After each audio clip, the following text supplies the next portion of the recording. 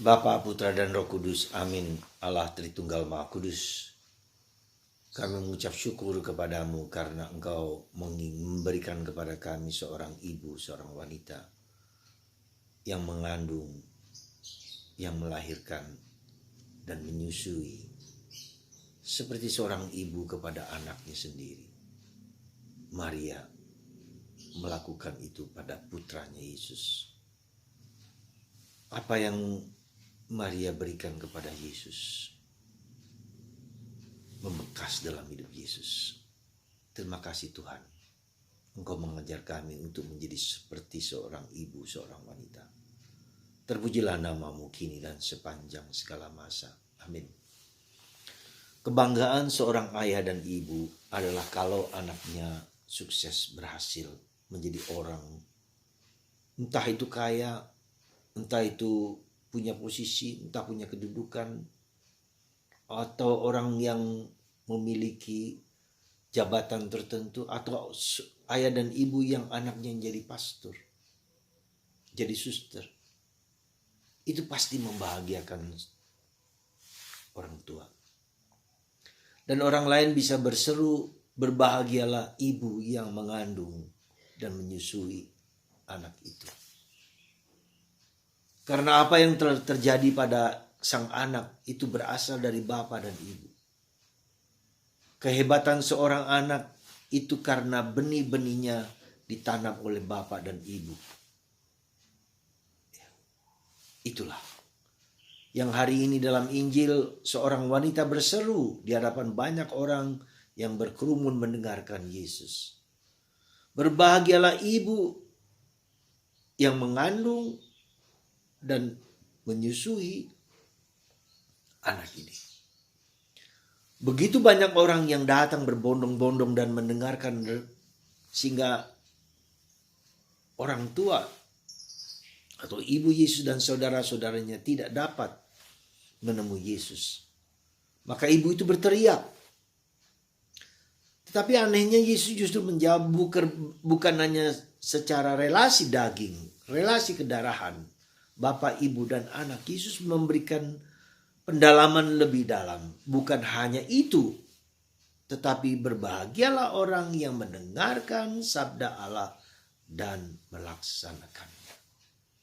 Itulah ibuku, itulah saudara-saudaraku, itulah yang dekat dengan aku. Jadi Yesus memberikan suatu pendalaman, ya, memberikan suatu pencerahan yang lebih dalam. Tidak cukup hanya secara lahiriah, secara fisik, secara biologis. Dan tidak cukup hanya kepada orang tua yang merupakan wakil dari Tuhan di dunia ini. Tapi lebih-lebih kita mendengarkan Tuhan di balik peristiwa itu. Jadi Tuhan berbicara lewat pengalaman-pengalaman manusiawi kita. Pengalaman-pengalaman relasi keluarga kita. Tapi lebih daripada itu, disitulah Tuhan bekerja. Dan disitulah kita melihat bagaimana Tuhan bekerja lewat orang tua kita. Bagaimana Tuhan bekerja dan membiarkan kejadian-kejadian dalam hidup kita. Karena Tuhan bekerja di sana. Jadi kita bisa melihat di sini adalah bagaimana Tuhan bekerja mendengarkan sabda. Tentu saja yang dimaksudkan bisa saja dalam artian yang kitab suci, yang kita baca setiap hari. Tapi lebih dalam daripada itu, peristiwa-peristiwa kehidupan yang kita alami sehari-hari dan Tuhan berbicara lewat peristiwa kehidupan tersebut. Ya, misal contoh, ya, kita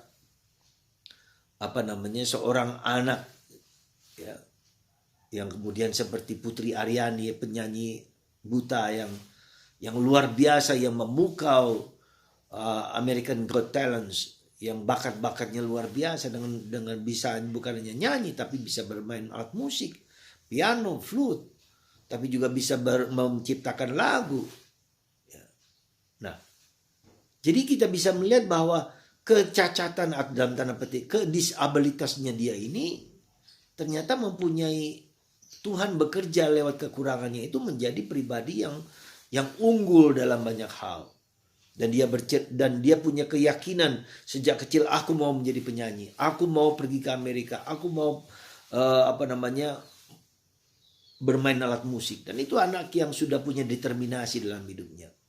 Meskipun dia punya kekurangan dan keterbatasan. Jadi saudaraku terkasih dalam Kristus, apa yang mau disampaikan dengan peristiwa orang yang berseru, ibu yang berseru ini?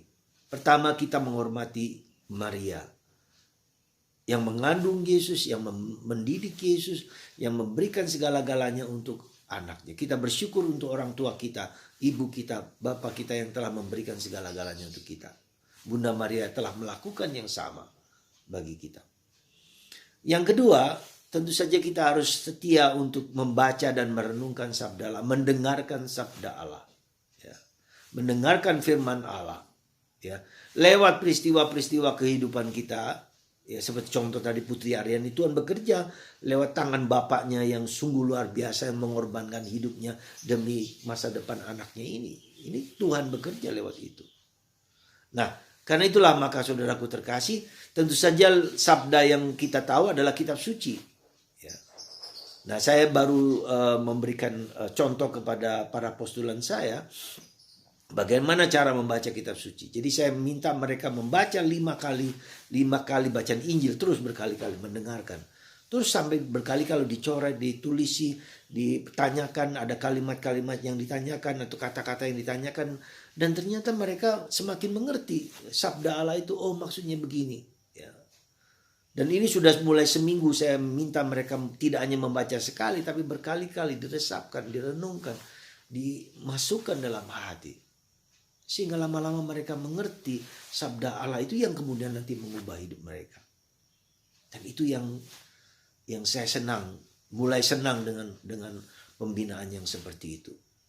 Jadi sekali lagi, para saudara, mari kita mulai masuki, meresapkan, merenungkan sabda Allah, ya, yang Tuhan telah berikan kepada kita. Semoga kita semua semakin kuat dalam pengabdian kita kepada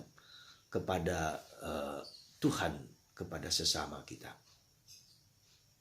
Bersama Bunda Maria, kita tidak cukup hanya mendengar lewat khotbah-khotbah, tapi kita sendiri membaca sabda Allah itu.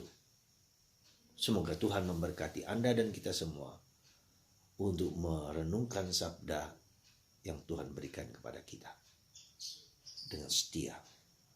Bapa, Putra, dan Roh Kudus. Bapa, Putra, dan Roh Kudus. Bapa, Putra.